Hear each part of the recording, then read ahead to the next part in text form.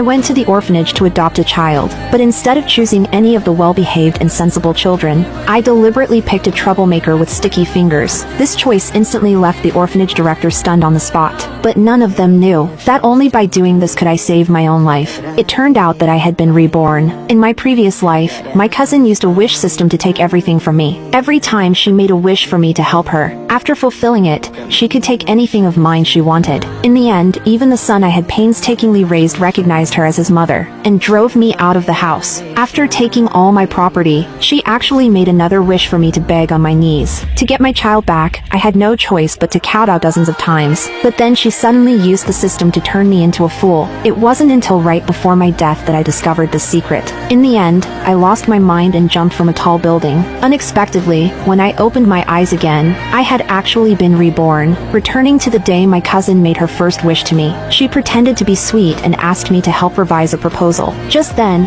I noticed a prompt above her head, clearly showing that each wish she made would consume her mental energy. Once her mental energy dropped to zero, the wisher would become a fool. So I decided to play along and let her suffer the consequences of her own actions. So I readily agreed to help her revise the proposal. But as soon as I turned around, I sent back the old, scrapped version unchanged. At this moment, my cousin was still secretly pleased, thinking that as long as I revised the proposal, her wish would come true. Immediately after, she made a request to the wish system, asking to transfer all my clients to her. The system mechanically responded that the request had been received. However, the next day when meeting the client, my cousin eagerly stepped forward to shake hands, but the client ignored her, and instead walked straight toward me. Unwilling to give up, my cousin handed over her proposal, and told the CEO that she had also prepared a set of plans. Just then, an employee reminded her, "The CEO is clearly my client. How can you openly try to take them?" But I calmly stated, "Since it's a fair competition, let the CEO decide." My cousin thought she could easily steal the client, but to her surprise, the CEO was furious after reading the proposal, accusing her of trying to deceive him with last month's rejected proposal, which was nothing short of an insult to him. As a result,